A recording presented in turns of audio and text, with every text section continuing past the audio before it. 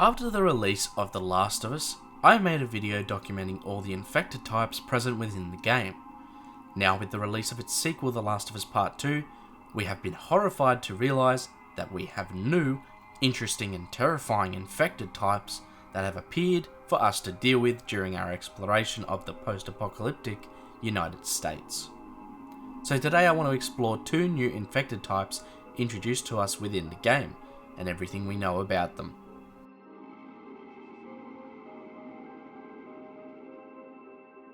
The Shambler is a Stage 4 infected, similar to how the Bloater is a Stage 4. The Shambler has some major differences from that infected type though. You might be wondering that if this infected is a Stage 4, then why is it not as numerous as the Bloaters, and why is it not seen within the first game? Well, there is an answer to this question. The Shambler developed as a mutated Stage 4. This infected had prolonged exposure to high levels of water.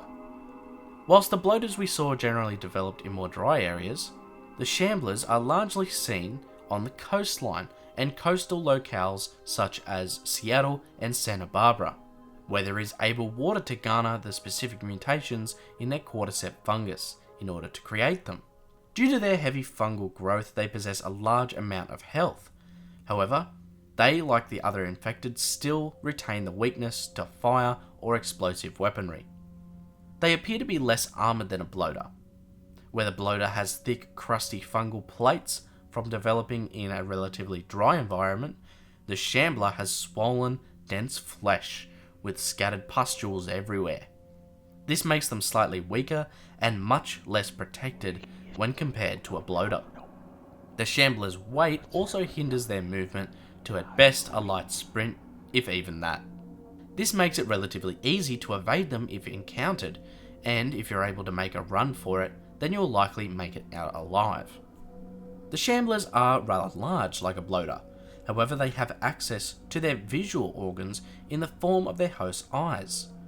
The fungus has grown differently compared to a bloater, largely forming on their backs and within most of their limbs, swelling them due to the high H2O saturation and absorption.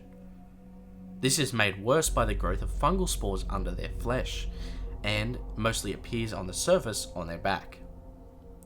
This large back growth is capable of spraying victims with a gaseous acid, powerful enough to cause death if inhaled in too high a concentration. These infected seemingly have lost the ability to spread the infection through bite, as their mouths are stuck agape, caused by a large growth within their jaws locking their mouth open. If you're able to kill one of these creatures, then it will choose to usually fall face down, exposing its back growth pustules, which all burst as a result of violent eruptions of spores and mycotoxin acid, all going to further cause infections and death.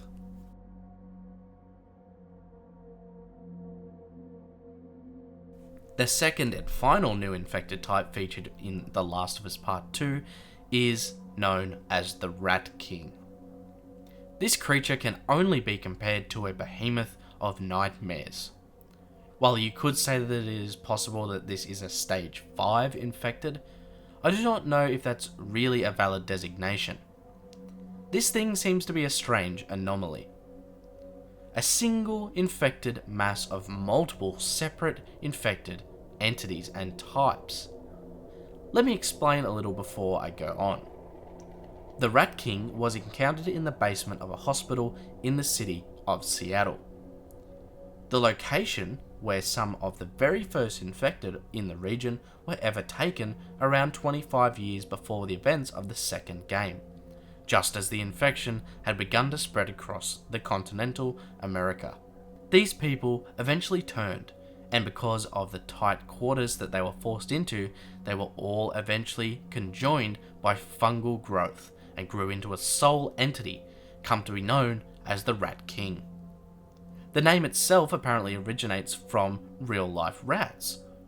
In colonies of rats living extremely close to one another, they apparently can have their tails tangle, becoming stuck together, and so this infected is the king of the conjoined rats. The king, as far as we are aware, is unique and has only occurred once. However, I suppose that it's possible that it could form if similar conditions to this occurred somewhere else and were replicated. The king is comprised of around half a dozen infected, some stalkers, some clickers, and a bloater. The creature is not something you will survive hand to hand, with light arms or even really heavy arms. Any firearm short of high caliber ammunition, and plenty of it, will likely be mostly useless, considering the immense resilience to penetration weapons that this creature possesses. Your best chance is to use a combination of repeated flame attacks and heavy arms fire. Use molotovs or flamethrowers to cause maximum damage to the creature's outer mass, and then proceed to feed the area with explosives and bullets.